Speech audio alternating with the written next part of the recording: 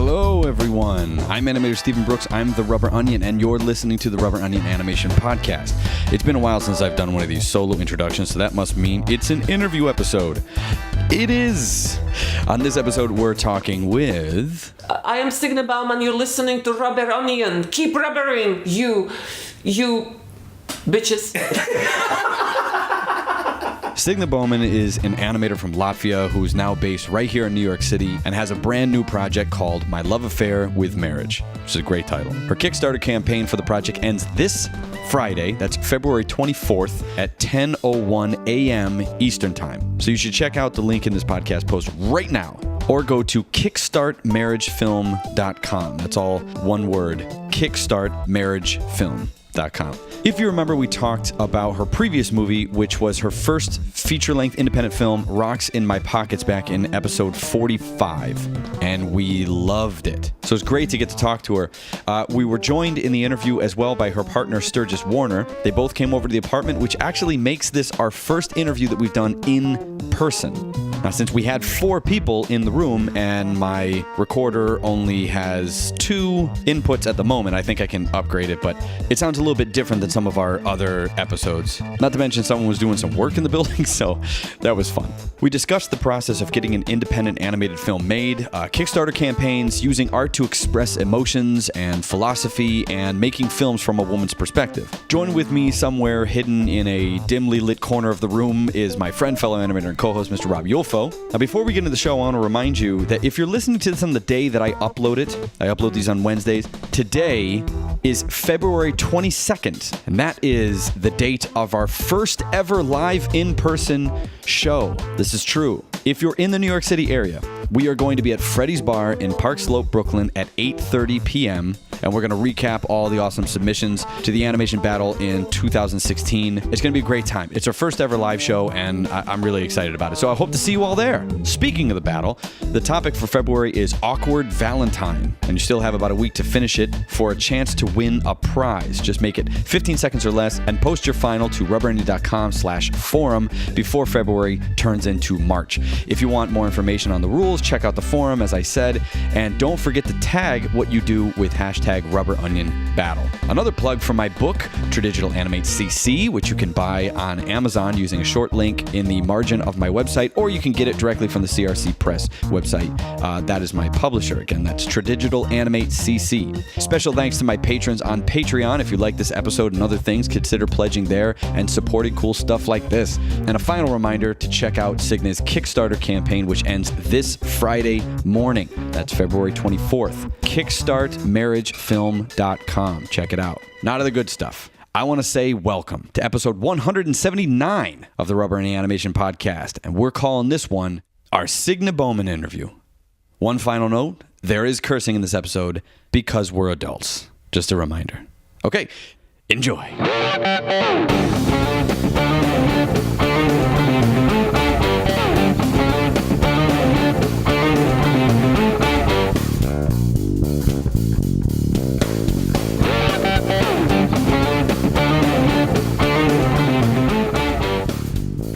On the way here, I was thinking about myself, right? That people say, well, are you introvert, are you extrovert, right? Yeah, and I was coming up a lot. Yeah, right? Yeah. It's like they kind of try to define you. But I remember when I was a child, I was like total introvert. And then people scare me, I like solitude. And somehow this time I kind of fostered this people's persona, right? Where I really make an effort, and then once you make an effort, you kind of break one wall, another wall, and now I just use this people's persona, but inside of me, I'm scared introvert. That's exactly what happened with me. Yeah, I usually say outgoing introvert because people like to, they want to know. They want to know, what are you? Because they want to know what's the social interaction that I'm going to have with you. Mm-hmm. You know what I mean? If you say something like, I'm an extrovert, well, then they know, they can go, hey, what's going on? Then they know that kind of thing. If you say I'm an introvert, then they know, okay, keep it back a little bit. Yeah. Make sure I don't have this sign. I'd say, it's interesting. So in my mind, on the way here, I was like, I am social introvert. Yeah, exactly. So you get your, you need privacy in order to get your energy back. Like when I go to a conference or something, I'm very boisterous, I talk a lot, this is like, I'm known for this. But when I get back into the hotel room or when I get back home, I crash and I just need to sleep and I need everyone to be away from me for like the longest time because I used up all of my social energy, talking with people. Yeah, same Is it here. similar? Yeah. Same here. The 4 hours of intense social contact is as much as I can get. Yeah. It's like the social contact raises anxiety in me. I mean, and it's anxiety that I could use to be funny and to be like engaging and interesting, right? But it's an anxiety, right? And when I come back from it, like alone time, I'm like, oh my god, I'm at home. Oh my god, chill, Yeah. And that is But then of course when I chill for long, let's say for 36 hours, I'm alone, and suddenly a person walks into my space, and I'm like, people.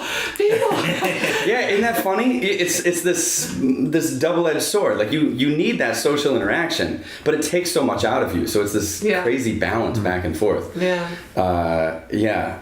I started recording, by the way, FYI. So I know I did it all covert. I did it all under the. You're like what's his name? Like Watergate. You're trying to. Yeah, right. Exactly. Yeah. Except mine's sitting right here in the center. I think if it were that obvious. Oh yeah, but it's masked as like some kind of robotic. Is that what it looks object. It's like it could be anything as far as I'm concerned. It's modern art. Yeah. It's modern art. Flower pot. Yeah, it's art. It's like a piece of art. Right? Exactly.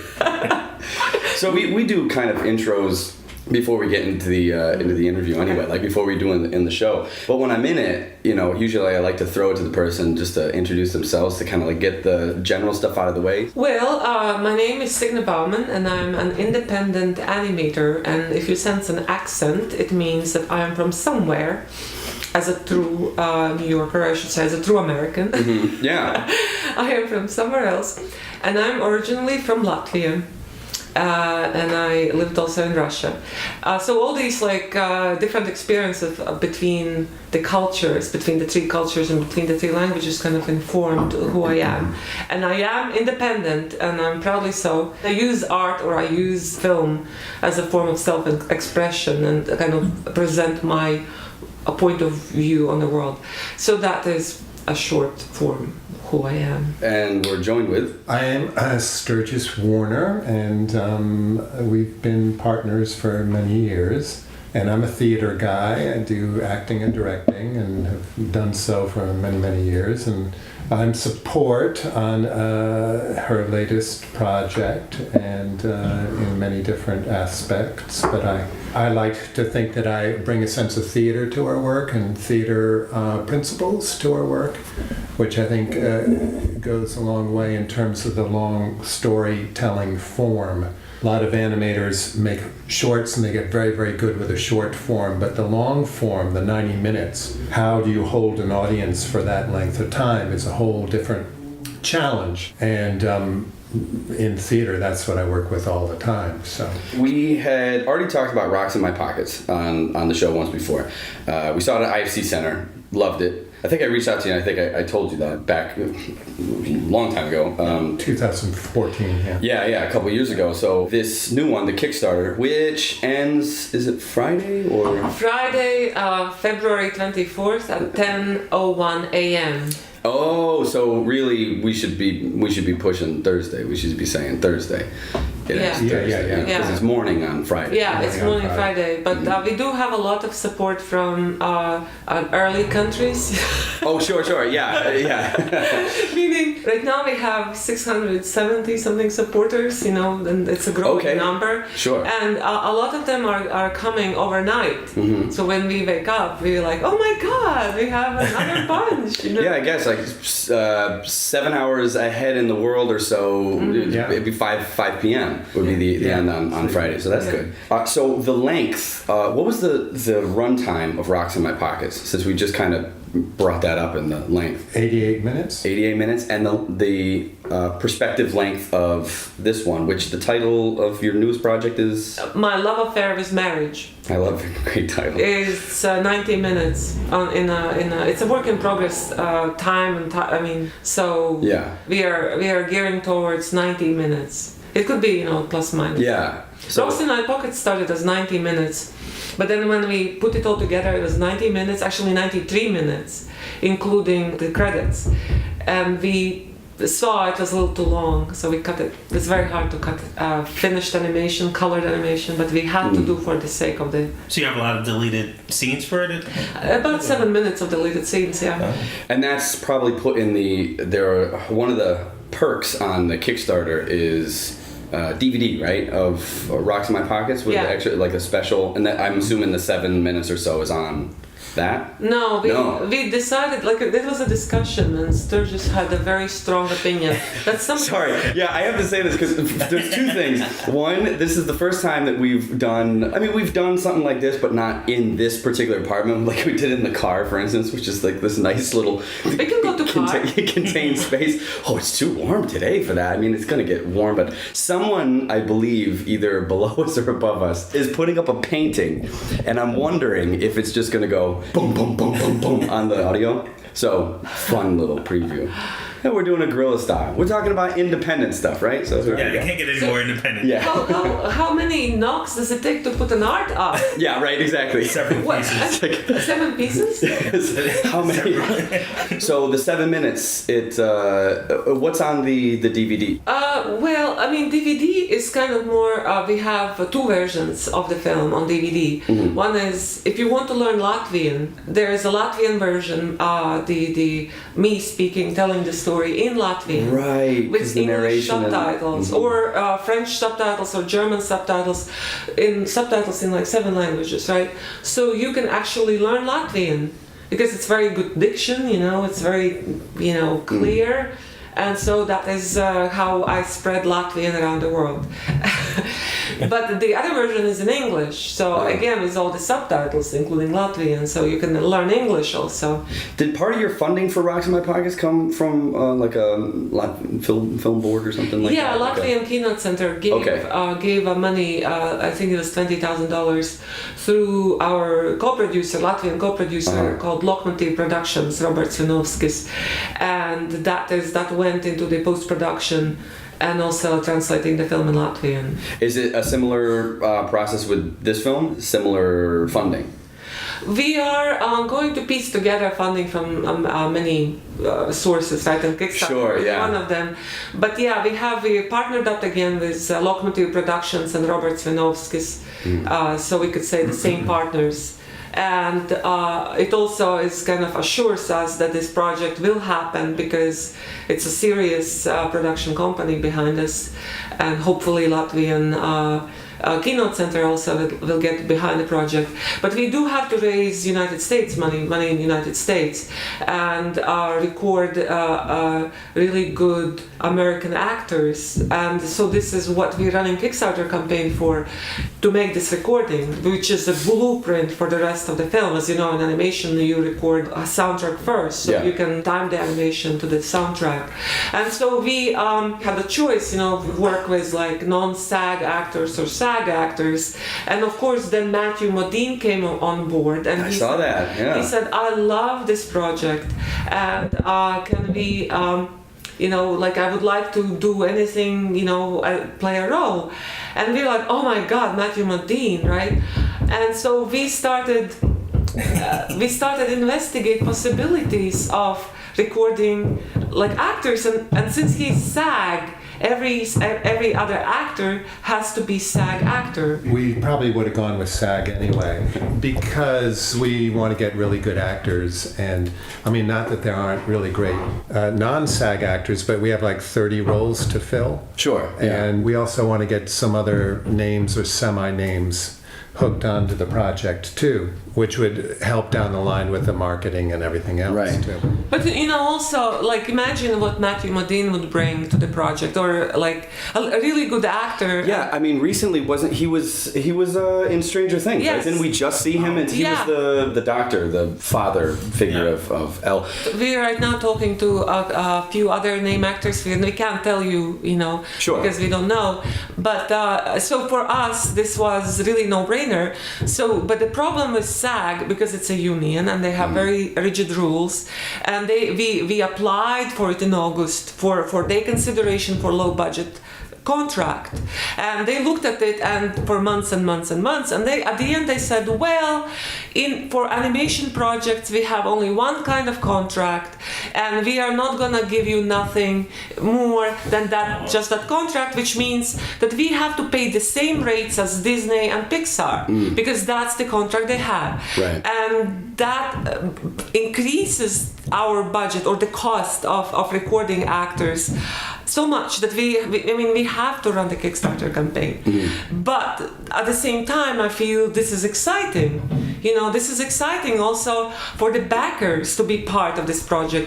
Not only because the backers get to have an insider's look at the campaign and see all these like first-hand kind of like events and like the behind the scenes things, but also because the project is going to support New York theater community, because we will hire actors who are also like staples of New York theater community. So it's like kind of giving to community. It's like if you support this art project, you support arts in general, like in a bigger picture, in a bigger sense. Have you ever done like musicals? Because I noticed in the Kickstarter, the clip that you had a song, like one where a character is singing, like not music in it, but like. Yeah.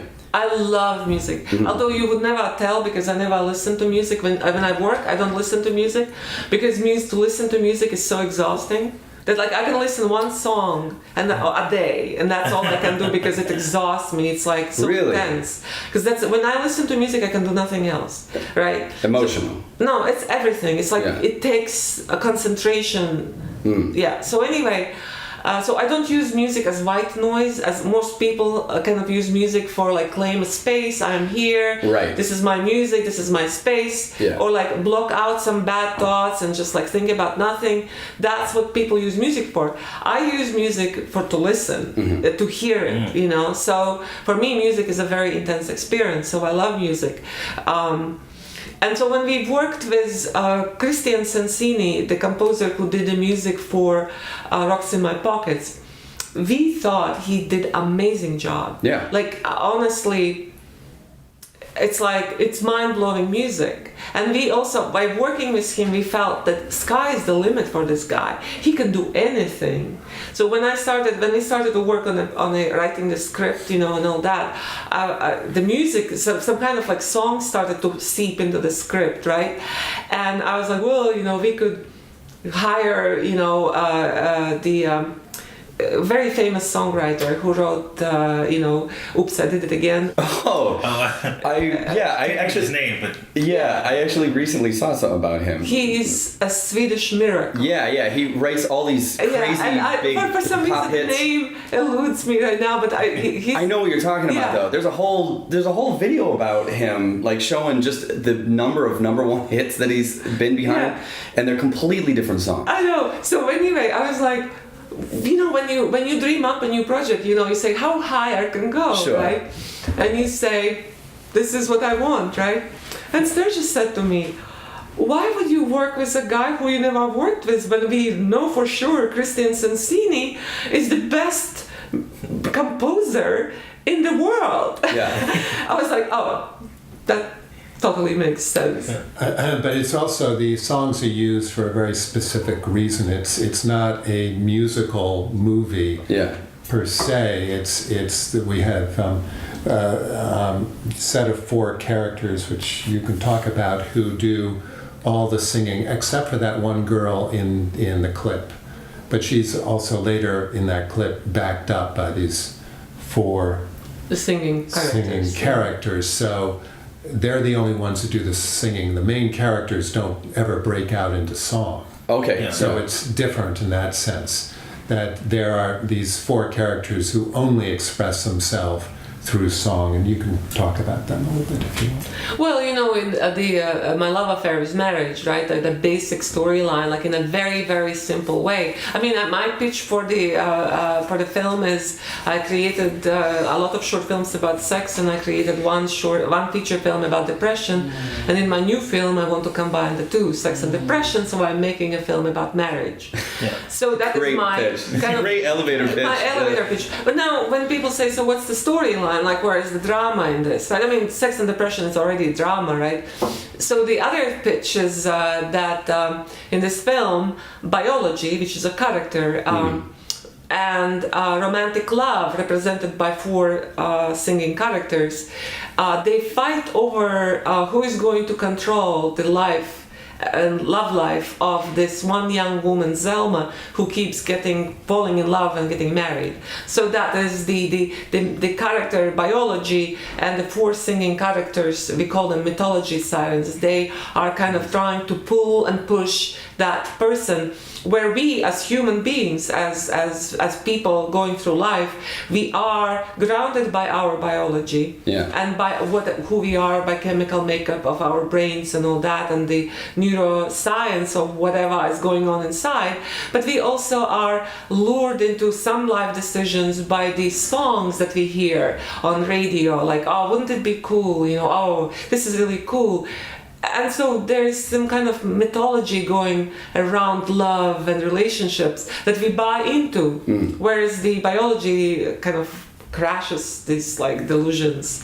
So it's kind of, that was what interested me in particular in this project. So they're kind of like a Greek chorus, like anthropomorphized version of love, and then same thing with biology. No, biology never sings. I love biology. Biology doesn't sing, but is represented in a anthropomorphized way. As a character. Actually, it's not very anthropological, but I mean, it's speaking, and it's represented in a very abstract form, but it's still it's anthropomorphized, as you said. Yes. 50-cent word. He hates it when I do that. I'm not even gonna try to say it. Gee, let me. I wish I could throw a word at you that you can't even pronounce. Anything in Latin. Yeah, anything could be. Any word in the dictionary. Was it harder to do music then? I mean, because we have to time things out, very specifically in animation. Obviously, it can come down to a rhythm, and it does become very musical. But if you actually have to time something out to music, the amount of planning that goes into it is different, I would assume. I've had to do music videos before. I don't know why I quoted music. I've had to do music videos, but like not, for the internet. And that was a different process to go through and make sure that all the beats happen exactly the way that I wanted them to. And was it tough? No, because like Rocks in My Pockets was treated that way. Mm-hmm. We recorded the voiceover first, and then we put the visuals according to, and that was where you push and squeeze and you try to have images come in a certain time and certain word and certain timing. Mm-hmm. So it's the same kind of thing. And I've done also music videos, and I love to have that blueprint, that very limiting, rigid structure under animation, because that when you limit creativity, that's when the real creativity starts. Mm. When you are told, oh, you can do anything, there's no limits, no money limits, no nothing, you can do anything. So then you just sit down like a heap of shit and say, what am I gonna do? I have no idea. It gets overwhelming. But when they say you have budget of 5 cents, and you can't use blue color, and this is your limitations, I don't know about you, but my brain starts to instantly That's exactly right. It's the problem. I've brought this up a couple times before about the problem of the blank sheet of paper. You look at it and go, I could do anything. This could be anything. And no matter what you do, it's going to end up being less than the anything. That you have these grand ideas, and then somewhere down the line you have to wrestle with what you can actually functionally get done and get out in time and money and all that sort of thing. But if that sheet of paper, if you have a cup of coffee and you just put that down, it spills over a little something and dries up. Well, now I have a little thing. Now I can work off of this. And then you kind of make it into a little character. It gives you something to build around it. So music, I guess, does that. You have to figure out, okay, we got this, 4/4 time. I got to figure out how to, lock it into this part. Christian Sensini is also really good at taking what you've created, like vocally, or vocally and visually, and then certainly with Rocks in My Pockets, he was really good at writing music that really complemented what was already there. And but this time, for the new project, he gets to be he gets to determine the beat and the timing. But also in collaboration with you, because you're telling him as a director what kind of mood you're going for, what kind of No, that's right. But I mean, the music is going to be first this time. So and also the songs are not the music at the end. How many songs are in the film?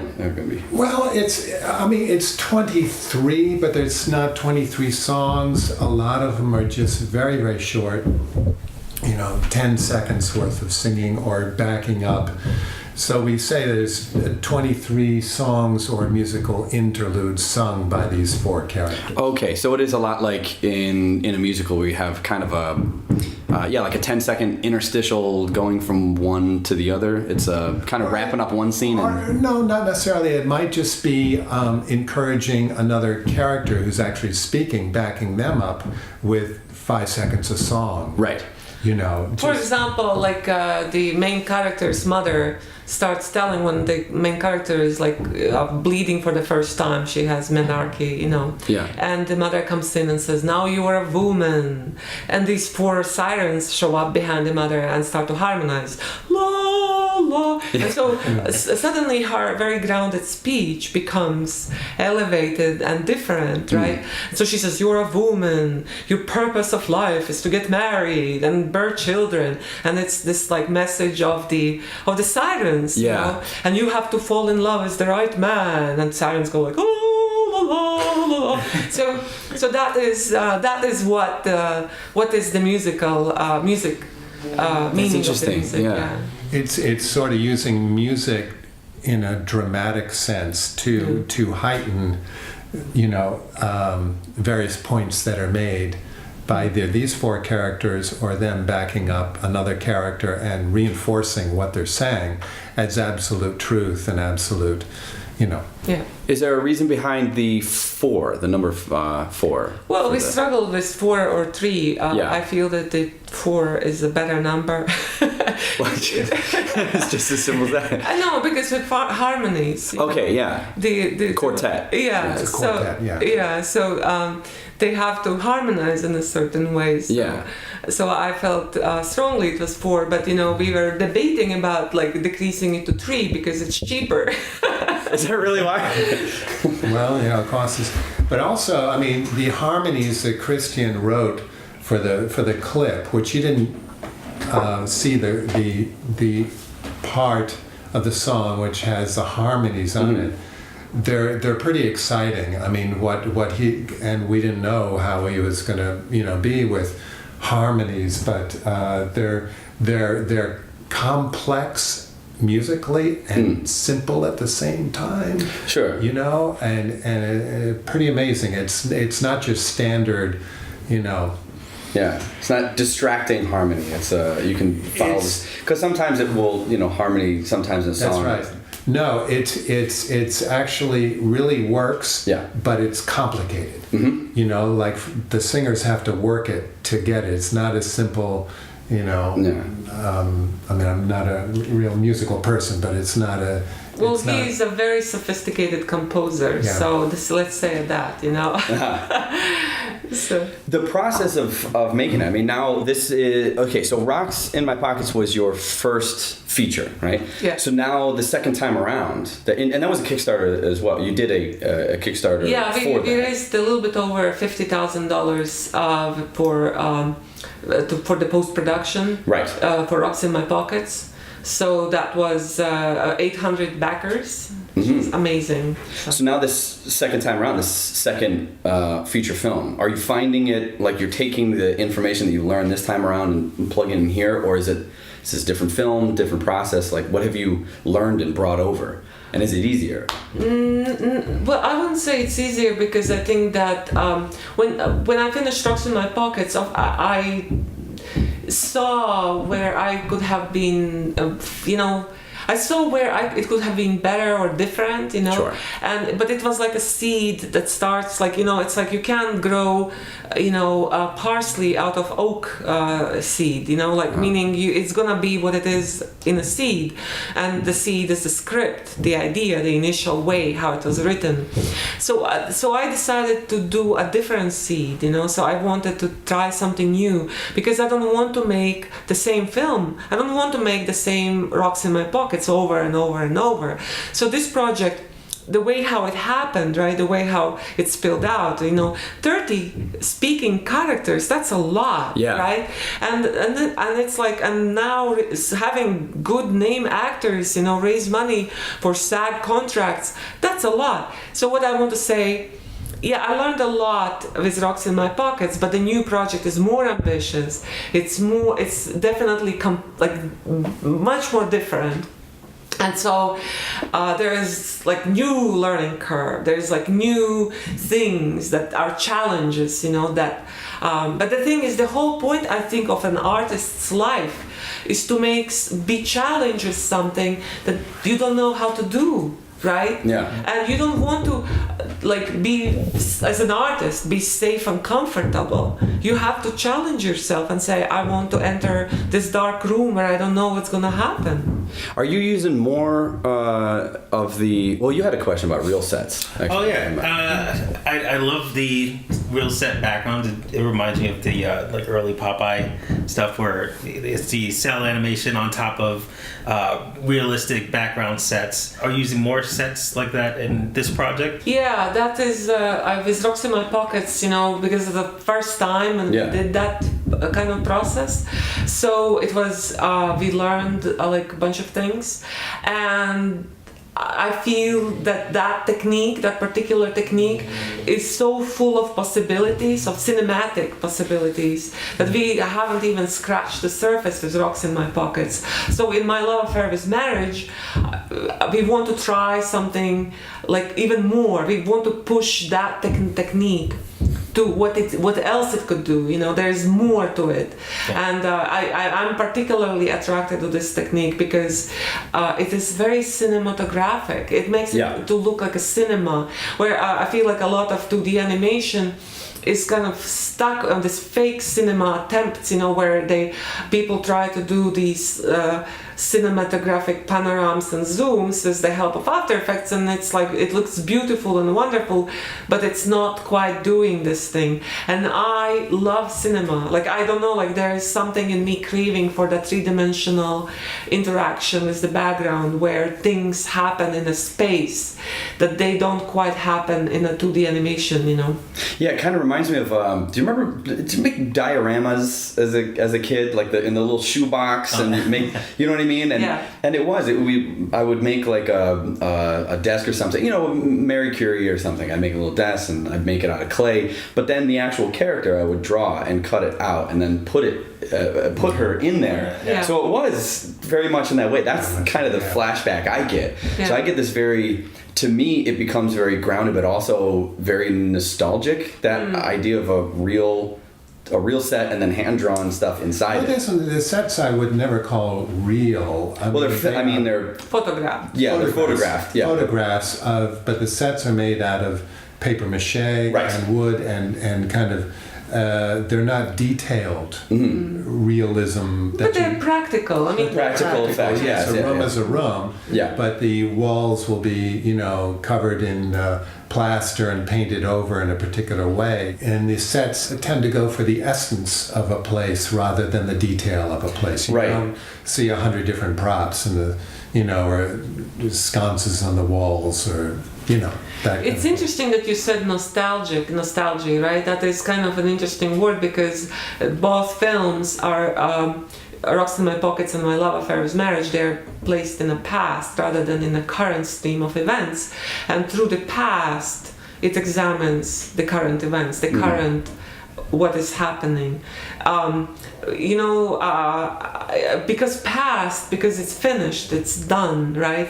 It feels safe to go there, right? Yes.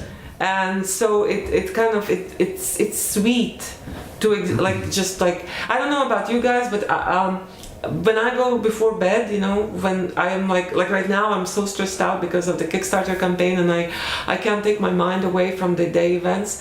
I take a book of Tintin, right? Oh, interesting. Okay. And I open the book and I read like 2 or 3 panels, and I'm asleep because it takes me into this past events, and they're kind of fake adventures, right? I mean, but they're adventures, but they're fun, but they're not really threatening, right? And I suddenly somehow, because it's in the past, it's comic book, I kind of feel safe, and I'm able to disconnect from my stressful life now, and I fall asleep. And so I feel, I don't want to put anyone to asleep with my films, right? But what I want to say is that when you go in the past, the people are more easily are gonna go with you, because it's like, oh, it's past, it's an adventure in the past, it's not threatening me now.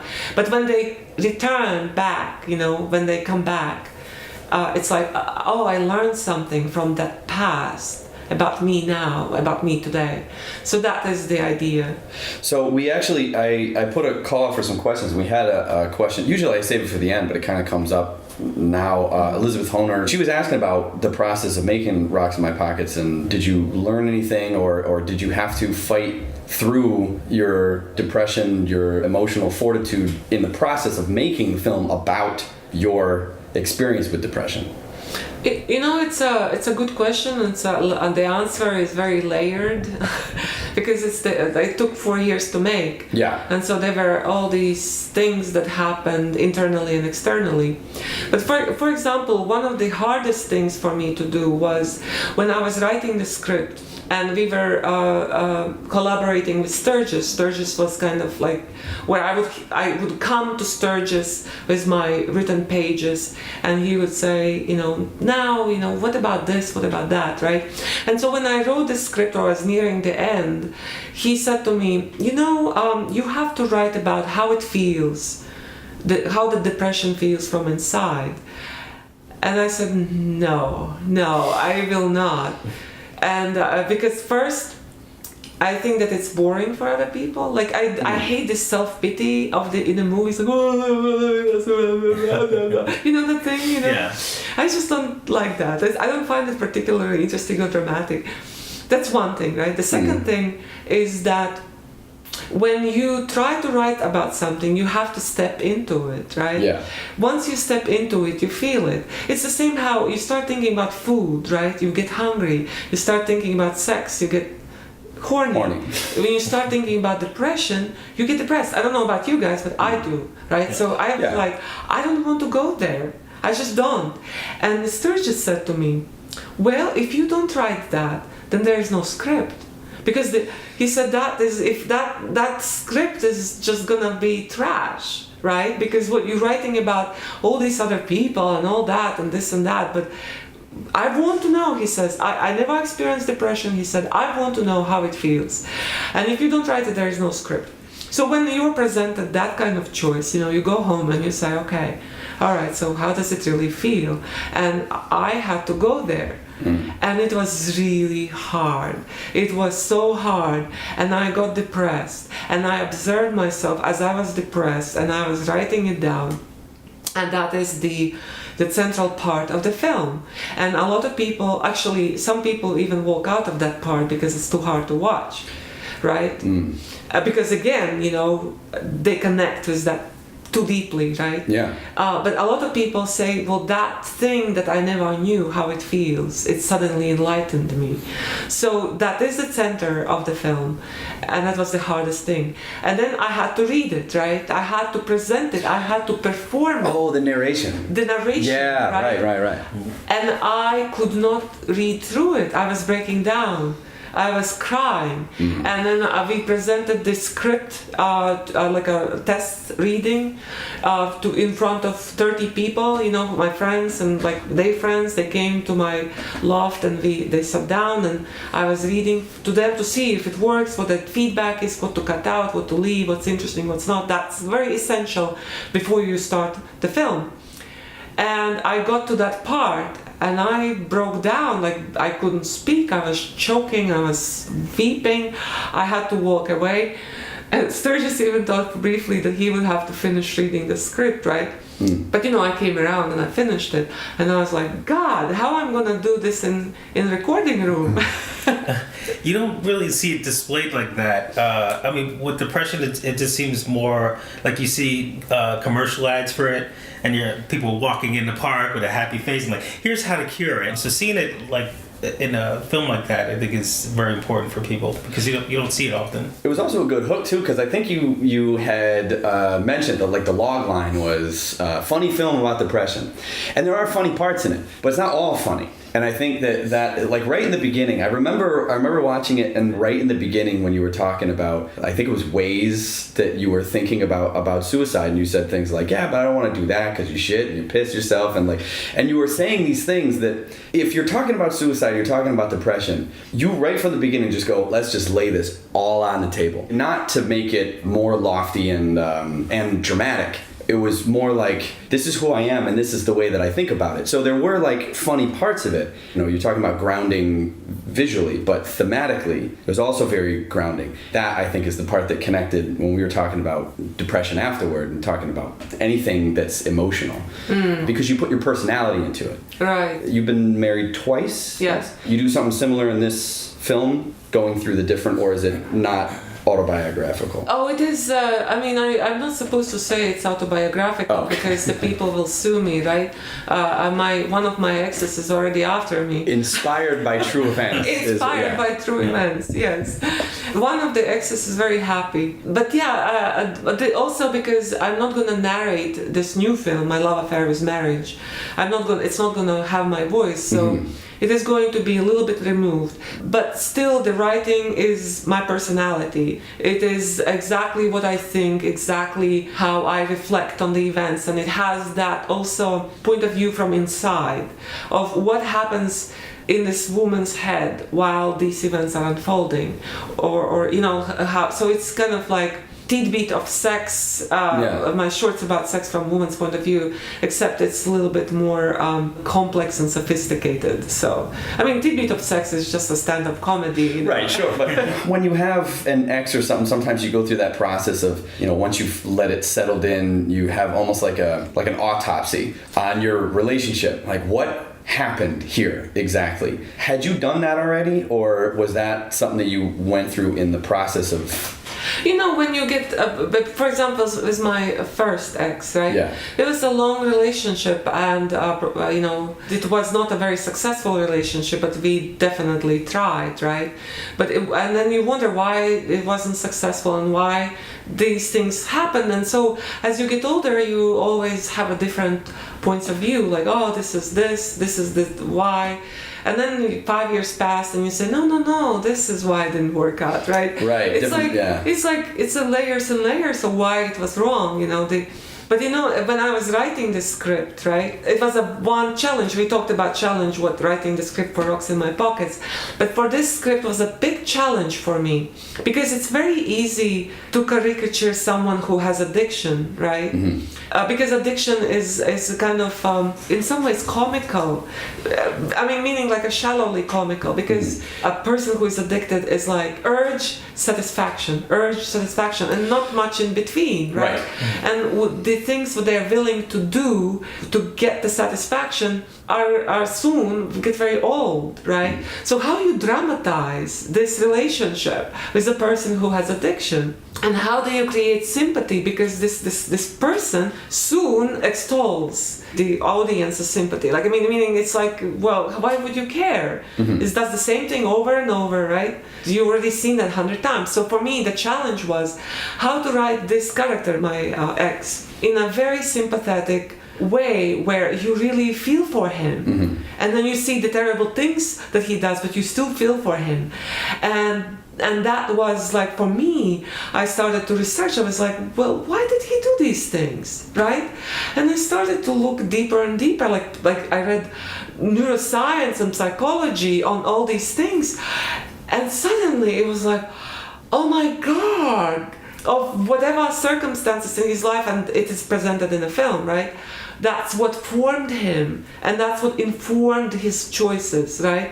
And suddenly I felt outpouring love and empathy for him, the person in my life, but also outpouring for the character that I was writing, of the sympathy, outpouring sympathy for him. That's very interesting. Yeah, you've mentioned a couple times about the various, I mean, even music, your personal involvement, your emotional involvement, your everything involvement. You seem like a very empathetic person, like an emotional sponge. Like if I'm with someone and they're feeling really sad, then I feel sad. I feel what they feel. It's that walking a mile in their shoes kind of thing mentally. But that's what we were talking. We started this conversation about why is it so hard to communicate with people.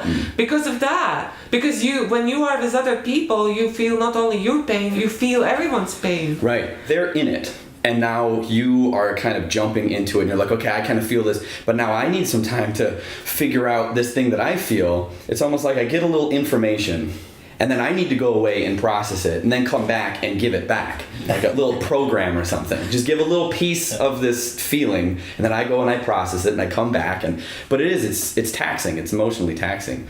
But I would imagine that kind of feeling is what helps you write in that way, because writing is also a different skill set. We have to be, Jackson Jills of all trades, but do you feel comfortable? No, writing? I told you, I don't aspire to be comfortable. But there is a metaphor that I like to use always to describe, also because I feel it, right? The metaphor, there's an O. Henry old story about a guy who would break safes. So he would crack any safe, and his strategy was, he said, when this round thing that spins and when it passes by the right number, it emits just a slight click, and a click you cannot sense. So the safecracker would file off the skin of his fingertips, and he would touch with this raw nerves, that round thing that spins, and then he would sense that click, and that's how he would crack the safes. And for me, this is the essence of an artist. You cannot sense that click of the right combination unless you are so infernally sensitive, and it makes your life torture, right? But then what is the purpose of life? What is the meaning of life?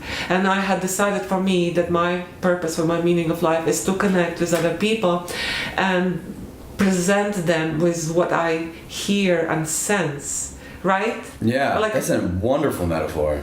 Right? Yeah. And then on top of all that, there's you're telling a story and you want to stay ahead of the audience. Yes. And you want to keep them engaged and wondering what's going to happen next. And so that goes on top of all this too, possibly changing some of your choices to stay ahead, because again, you're telling a 90-minute form. It's not the 10-minute form. You can be brilliant in 10 minutes, but if you keep doing that, how long is the audience going to stay with you? Yeah. So it's not only finding the empathy in the addiction, but it's also how do you present it that we, the audience, are not going to tire out of a character repeating what he's doing, and then what do you do to kind of keep the ball in the air? When did you feel this idea of what you wanted your I was gonna say a memo. That's not right. What am I thinking of? A mission statement in life to connect with people. That feeling of having your fingertips raw and using that as a way to sense something and communicate to someone else. I think that if you're depressive like me, right, like a person who has depression, if you don't figure out your purpose of life or your meaning of life, you can't survive about of depression. Like you cannot survive. You just say, "Oh, what's the meaning of this all?" and you jump off the bridge. You know that meaning. Yeah. Because you it's have. It's the vine in the quicksand. So you need a vine to hold on. Yeah, no, it's inside you. You have to know why you are alive. What there's a purpose. So when I mentioned in Rocks in My Pockets that I was checked in a mental hospital with deep depression. And when I walked out, I started to feel it again. So I said, well, I don't want to go back to the mental hospital because all they do, they just give you a handful of pills. But I have to figure this out. And so I started I was in a unique position because I was studying philosophy and I had the tools like how to learn something, how to find out my answers, like how to find out answers to my questions. So I stated the question and I started to do research, and I came across Carl Gustav Jung, which at that time in Soviet Union was forbidden. And I had it's a Soviet Union, and he was having these ideas that Soviets, communists didn't approve of. So his books were actually in library in a very special department, and you could only access them if you were studying philosophy on the 5th year, which I was. Interesting. Yeah. Okay. So I got an access to these secret books.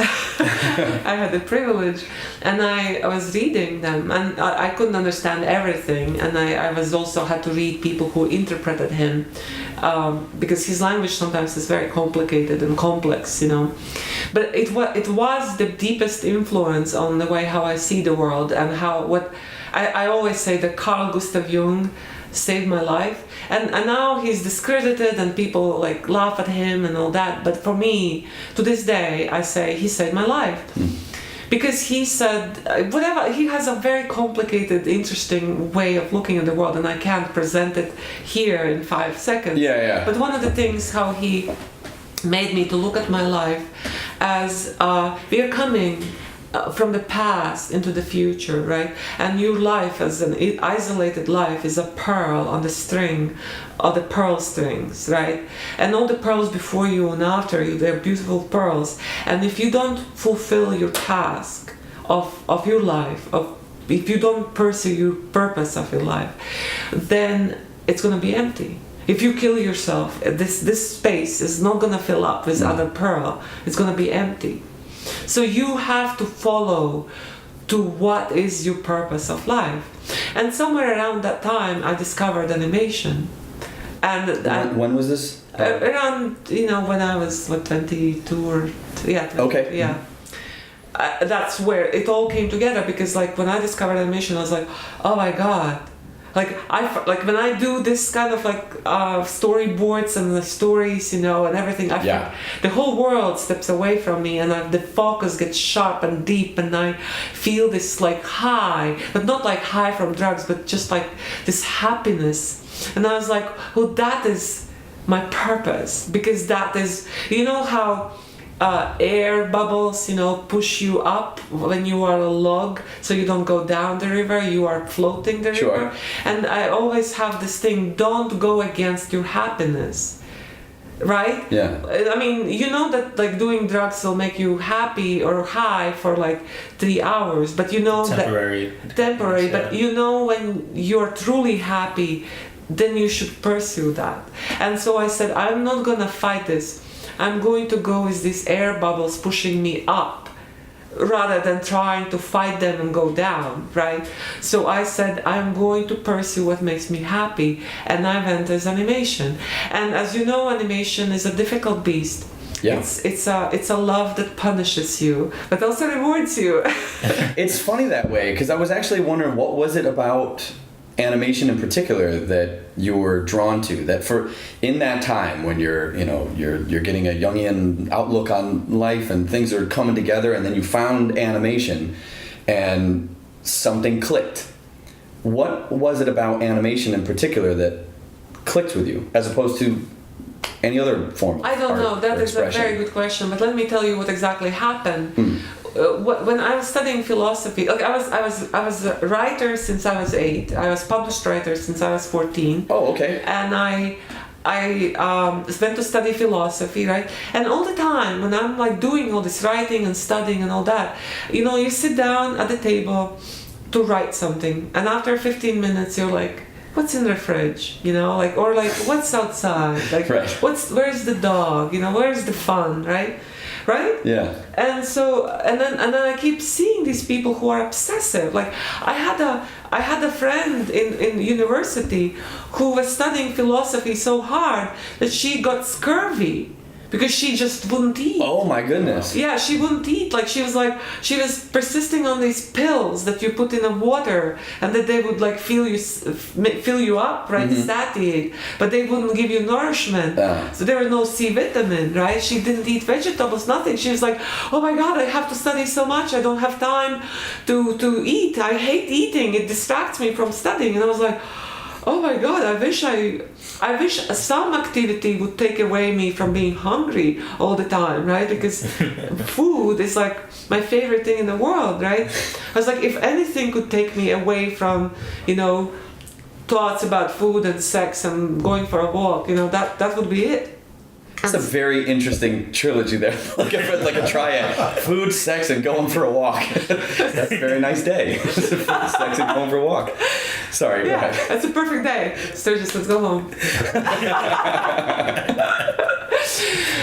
So a friend of mine suggested, like, when I was supposed to graduate, like, right, and I was supposed to teach philosophy, and I didn't want to teach philosophy. She was like, well, I really like your doodles, because instead of writing lectures of like Marxism, Leninism, or dialectic materialism, I was doodling. I was drawing in a notebook. Like the margins and. You know, have you ever sat through the lecture of dialectic materialism? No. No. It's no. like, honestly, you know, all the bullshit that's going on now, you know, the press conferences, is even worse, right? So you just like doodle. It's like, but you have to be there, right? So how are you going to spend an hour and a half? You just doodle. And she said, I really like your doodles. I want to see them move. And she said, why don't you go into animation, right? Wow, that's very direct. That's very specific. And I was like, well, I never heard of animation, but that sounds better than teaching philosophy. So then she called on my behalf to some animation studios, and they said, oh yeah, you know, we're gonna, she can come over, but she has to bring portfolio, right? So in order to have portfolio, you have to, you know, organize your doodles in some kind of storyboards. So I sat down to organize these doodles in the storyboards. And I sat down like at 9 in the morning, and then when I raised my head, it was 9 at night. Yeah. And I was like, and not even once I thought about food or walk or sex, you know. I was like, oh, this is it. That's so funny. I had the exact same experience. You did? I did, yeah. You kind of get in that. It's not a cave. It's like a. It's a special space. It's a happy cave. Yes. It's like a. But it's a You're focus. kind of okay. No, but it is a focus. There. Yes. And it has a meaning and purpose, right? Yeah. Right? No, exactly. I kind of because it's not like, you know, you're in a cave. I guess you're very aware that you're in a cave. I guess in my mind it's kind of just. I mean, I've seen it depicted in movies before where it's just this black space. Well, Stranger Things. When she goes into that mental place and she's projecting herself, she's walking through, and it's just kind of just a black area, free of distraction and all that. And when you really get focused on something, I don't know if it's similar, but that's where you are. You kind of... Yeah. Very intense. Not tunnel vision exactly, just... Yeah. So there would never be a time where, let's say, someone contacts you and said, you know, we watch your films and we would like to adapt it in a live action film as opposed to animation. Would you ever consider that? Yeah, I had the offers. Actually, you know, rocks in really? Rocks in my pockets, or Tidbit of Sex. You know, people said to me, oh my God, if you can adapt that to live action, we find funding for you. But the thing is, like, when you think about it, right, what is the difference between animation and live action, and what is the essence what I'm trying to do? They're kind of in contradiction with each other. Yeah. Meaning the live action and what I'm trying to do, right? The essence what I'm trying to do is represent the mind from inside, where live action always presents the action from outside. Yeah. And rarely there's a comment, you know, and always frowned upon, where there's a voiceover in live action. You know, people frown up on it, say, well, that's not really real, you know, you should show from outside, you know, let the audience make it how it feels. But I really want to tell how it feels. And so maybe I am wrong in all this, right? But but that is what I am trying to do. I want to really get inside, from inside. I want to have that point of view of that one person having this unique experience. And it's not, in live action it's harder to do. In animation, because it becomes kind of stylized and metaphorical, you are able to elevate it. In live action, I don't know quite if that's possible, so that is my kind of thing. But yeah, I would like to make live action film one day. Right now I'm interested in this particular story. Or even perhaps like merge the two, animation and live action would be interesting. Yeah. To merge? Mixed media, having live action sequence and then animated sequence. That's done. The only time I saw it successfully done, meaning I've seen it successfully done a few times, but it was Mitchell Cameron film. I forget the name of it. Emily Hubley did animation for it. God, I forget. Not Short Bus. No, the Short Bus was the next film after. Short Bus was a series of vignettes, but I think those were all live action. He made a film before that was about a guy who, in order to get from East Germany to the West, he did the transition into a woman. In order to depart from the hated East. Simplistically, he cut his dick off and transitioned into a woman. And then 3 days later, soon after, this whole system collapsed, right? And so he didn't have to do that, right? And so he said, okay, I'm going to do the best out of this. And so he became a famous singer. And that was the movie that he made right before Short Bus? I don't think I've ever heard of this. Yeah, it's amazing. And he had a show. He had a show, a singing show with that story. And then later, and then he turned it into a movie. And Emily Hubley did animation. And for some reason, I can't remember. I have sniffles. My memory is blocked. And it was an amazing film. Yeah. You have the sniffles and your memory is blocked? My sniffles block my memory. I've never heard that before. Yeah, well... That sounds really interesting. How important would it be if someone asks, they wanted to portray their story, but they're afraid of getting too personal, find it sad that there's so many people with so many stories that they just take to the grave with them and it just never any closure with themselves. So how would you suggest to someone who is, I guess, afraid of kind of sharing their personal story, who is interested in doing that, Be very afraid, I would say. Yeah. If you're afraid, be very afraid, because there are consequences of sharing personal stories. Yeah. So you have to know that. There's personal. If you can only tell a story, well, this is what happened to me personally. But unfortunately, every story involves other people. And so when I told Rocks in My Pockets, it involved the whole family, my family. And not everybody was happy about it because it's a secret. But, what use is to tell a story if you're not telling the story, right? Yeah. What use is to tell a story if you're not going personal, and true, and trying to find the truth, right? What use is a story if you're not gonna hurt yourself and your reputation? What use is that? But the thing is, to be personal just for the personal sake doesn't interest me. Meaning, I don't think that that's what people should do. I'm just gonna tell everything. Yeah. That is not what makes a story. Trying to find the truth of what happened to you, searching for that essence of these traumatic or non-traumatic but events. What's the truth, why it happened, and then just offer maybe some explanations and answers, but you are I think this is what is so interesting about personal stories, is not that this is what happened to me, but this is why this happened, and you trying to get closer to the truth of yourself and of your human existence and of what is it what you are doing here on earth, and I think that is, for me, that is why I'm doing personal stories. And every person has their different reasons why they do their personal stories, and very often I see personal stories that are not quite digested yet, like that they are kind of like, oh, this happened, and then you say, well, why are you telling me this? This is just chain of events. What happened to you? I want to know how these events transform into a story. I want to know how they transform into this realization, into this experience, so. You also have to find what's a good way of telling the story, what's a good way of being personal so that other people are going to be interested in it. Yeah. If we're all just spilling our guts, no one's not going to be particularly interested. There's a million different ways of telling a story of any one event. So what's a potential way of grabbing people that hasn't been done a million times before? But also about the personal is you find universal truths through the personal story, that the specifics of the personal can lead to a universal truth.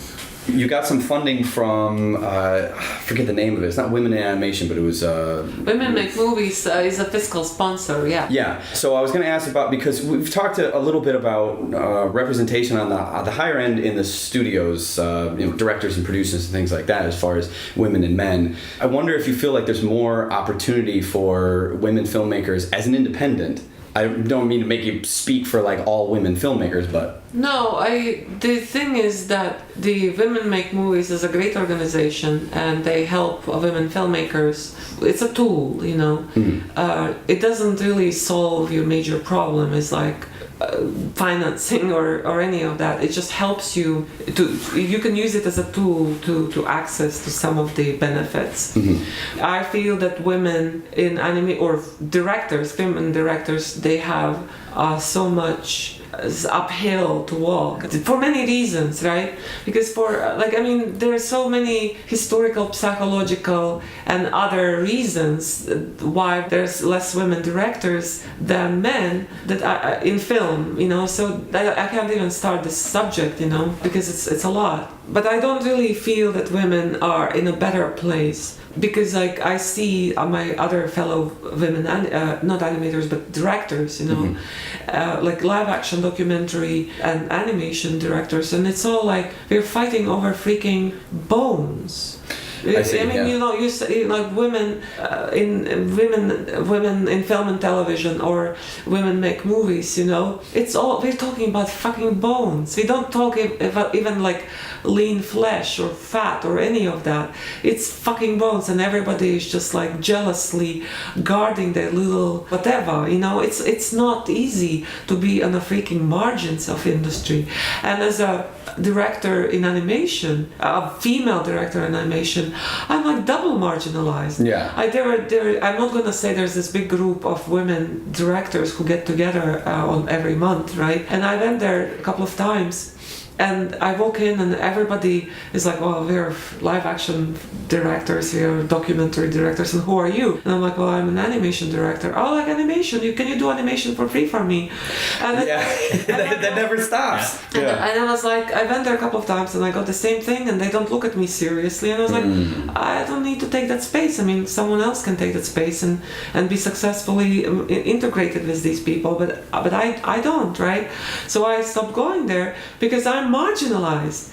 As an animator, even in women groups, I'm marginalized because there's like, well, who you are, you're just an animator. You're gonna do stuff for free for us because we are big shot live action directors. I mean, with Rocks in My Pockets, you put yourself, because you're doing the narration, it's a personal story. This one's a personal story.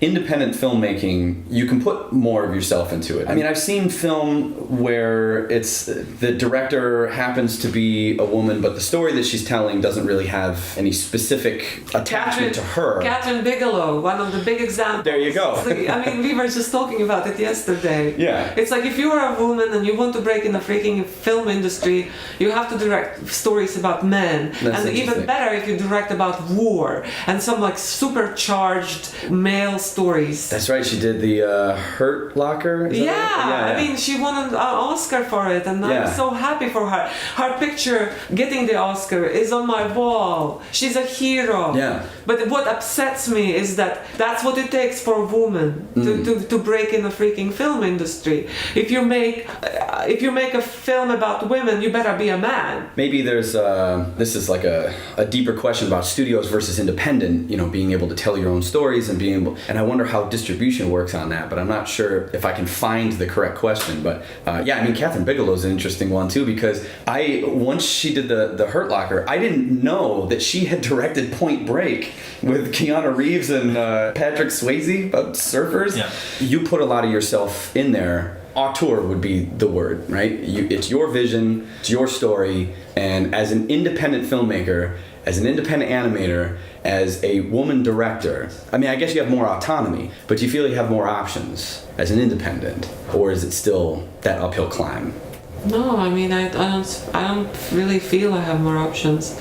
I don't want to sound defeated. If I had more options, I would not be running Kickstarter campaign.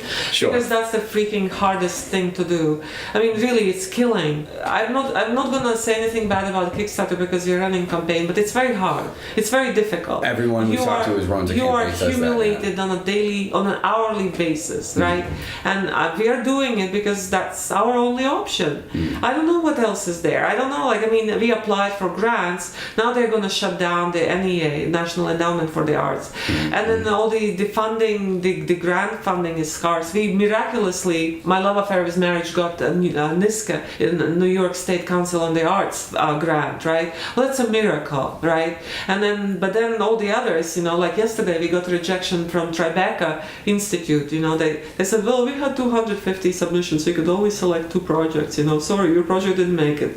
And you're like, okay, well, I understand 250 projects, right? Of course, right? But how are you supposed to do this thing? Right. And so we just continue on the best we can. This is the reality. This is what you work with. What you're gonna do the best out of the circumstances. So we're running Kickstarter campaign. And we are collaborating with a Latvian co-producer. We are going to try to get investors or again donors, whatever it takes. But being a woman does not make it easier. Just like the subject matter of the film,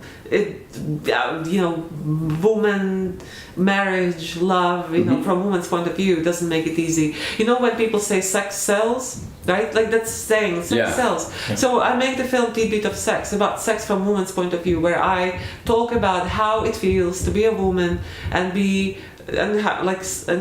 having thoughts about what, should I shave my hair, pussy hair? How does it feel not wearing panties? Should I not wear my panties? And so on and so forth, right? So now we put it out online, right? It gathered over 4 or 5 years. It gathered a bunch of views, right? If it was but it's not. It didn't make money. It didn't really go viral in a big way. It didn't bring me hundreds and thousands of dollars, right? And you wonder why? Well, because it is talking about reality of a woman. This is a woman's point of view. If you shave your pussy, there's consequences. If I don't wear my panties at the party, there are consequences. And I'm talking about it in a very matter of fact, right? Yeah. Nobody wants to know that. Everybody wants to know, I want to fuck the woman and there are no consequences. Yeah.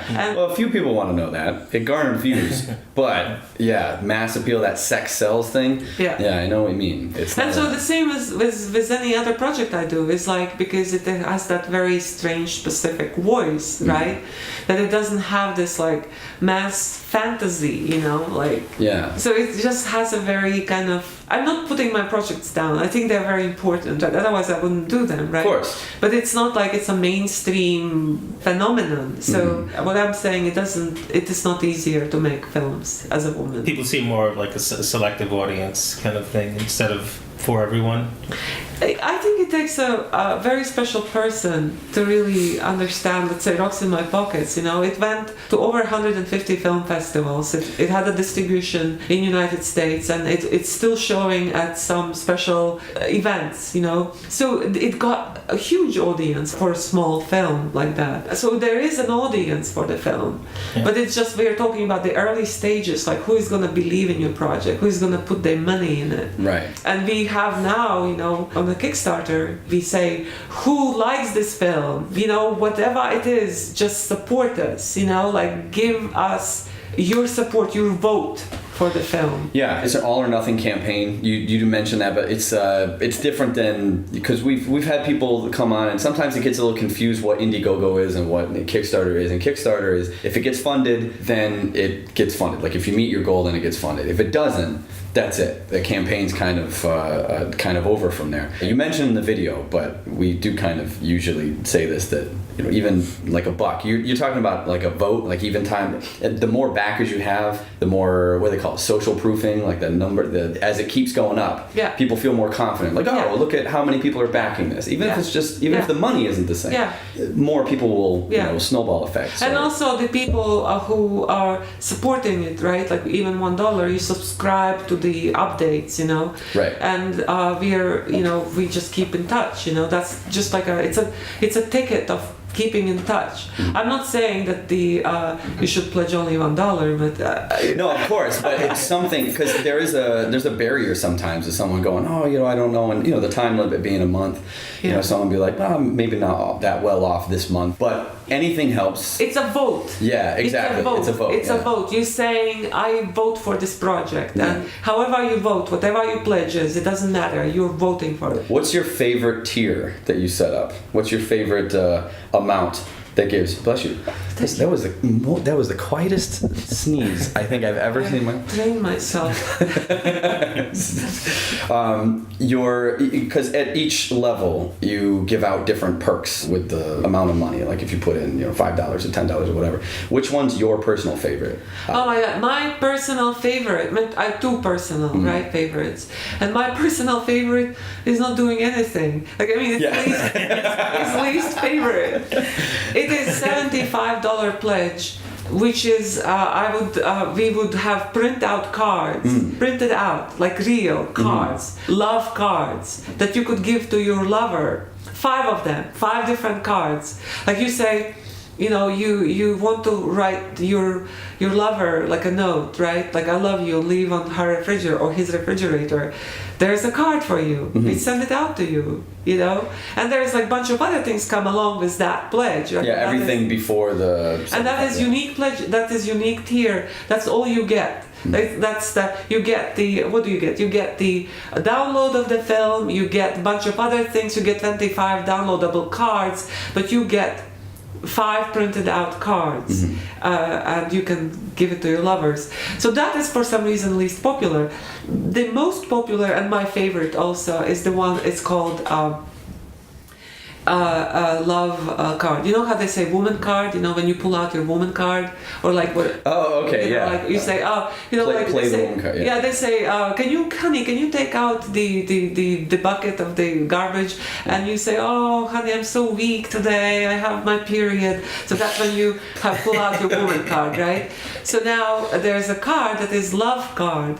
So when your beloved one is upset with you, saying, why did you get home late last night? You pull out this love card, and it's a real card. It's a printed out card. It's like it looks like real card, and it's an ace card. It's a card that trumps all the other cards. Ace in the hole. You don't have to say anything. It's just the card. It's a love card. It says but honey, I love you. So that's the card. That's pretty popular. Which level is that? What was it, like 15? 15. Yeah, 15. My favorite is, we've gotten no pledges at this yet, but my favorite is the $10,000. There you go. And for $10,000, you get to come to the studio, have a tour, and she'll cook you a great meal. And plus you get all this other stuff. You get things like, you get to be a background character in the film. Your likeness will be a background character, and you get a drawing of that, and you get the painting, my erotic paintings that are like legendary. I never sell them. People begging me to sell them, and I don't sell them because I just like them too much, right? But I'm like, for this one, I give them up. And then you also get executive producer title. It's like, who wants to be executive producer? $10,000, it's yours. I do remember that in the video. It was like toward the end of the video, it was like, hey, just cook you a meal. And then there's a little text that comes up, Signe loves to cook. That's a great video. Oh, thank you. Yeah. We usually ask about, where people can follow you, and now they've heard all this wonderful stuff, where can they go and support? It's a very long podcast. I have a feeling. We started out and the sun was in one position. So, guys, please support My Love Affair with Marriage. It's the best investment you will have. You will be having insider's view in animation and the process, and we'll see a close-up how the stars record the voices and sing the songs. That's for sure. That's the guarantee. And you will be the first one to hear the new additions and new whatever happens the first. And on top of that, all the other perks.